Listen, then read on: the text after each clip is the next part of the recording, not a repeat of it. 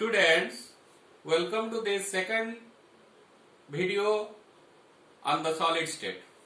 In my last video, that is the first introduction of solid state, I have dealt with how a solid is formed or why a substance remains in solid state and in liquid state or gaseous state. Now in that section also I have dealt about the difference between the crystalline solid and amorphous solid. Now you know that a solid may be either crystalline solid or it may be an amorphous solid. For example, you have come across many things in your day-to-day life.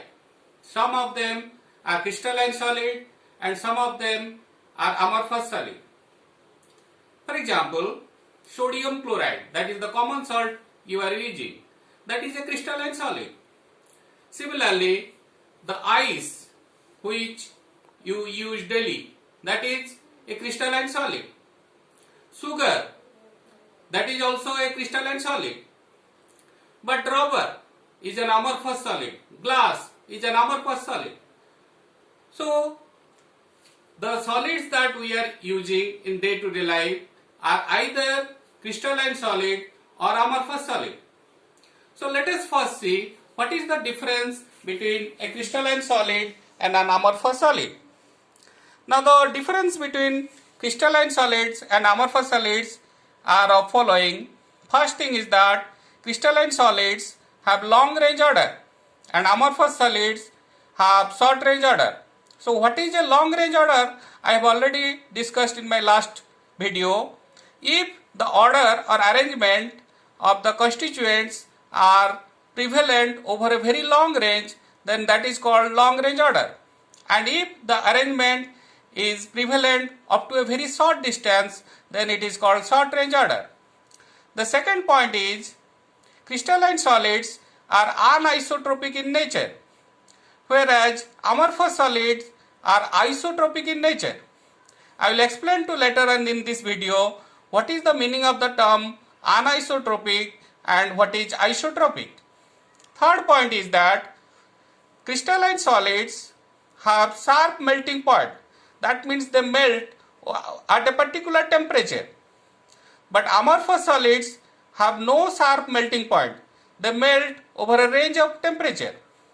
And the fourth one is crystalline solids are called true solids and amorphous solids are called pseudo-solids or supercooled liquid. Now I will first explain to you what is the meaning of the term anisotropic and isotropic.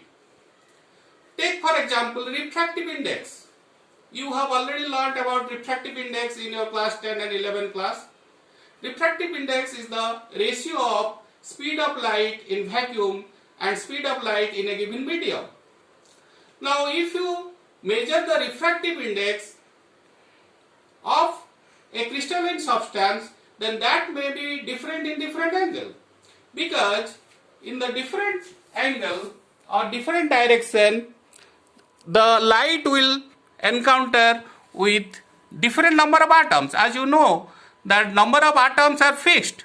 So in this direction or in this direction or in this direction, there are three different direction, and the light will encounter different number of atoms or molecules or ions in the different direction. So the refractive index will be different in a different direction of a crystalline solid. In contrast to it, in an amorphous solid, the refractive index will be same in all the direction, because on the average the light will encounter same number of atoms or molecules or ions in different direction. So this is the difference between anisotropic and isotropic. Anisotropic means a particular property will be different in different direction, and isotropic means a particular property will be same in all the direction. So these are the major difference between the crystalline solids and amorphous solids. Now let us see what is the types of crystalline solids. Now crystalline solids can be divided into following 4 categories. So first one is the molecular solids. What is a molecular solid? In the molecular solid, the constituents are molecules. For example, ice is a molecular solid. Dry ice, that is solid carbon dioxide, is a molecular solid. Sugar is a molecular solid. Glucose is a molecular solid. Urea is a molecular solid. So molecular solid, the constituent are molecules. Second one is ionic solids. In the ionic solids, the constituents are ions. For example, your common salt. The constituents are either sodium ion or chloride ion. Similarly, all the ionic compounds or salts are ionic solids. For example, rubidium chloride, ammonium bromide, etc. These are all ionic solid. Third one is metallic solids. In the metallic solid, the constituents are metal atoms. For example, iron rod, gold, silver, bronze. These are all metallic solids. And fourth one is covalent or network solids. In the covalent or network solid, the constituents are bonded by the covalent bond throughout the structure. For example, diamond is a covalent solid. Carborundum is a covalent solid. Silicon dioxide or sand is a covalent solid. So these are the different type of crystalline solid we encounter. Thank you for watching this video. Please follow the next video.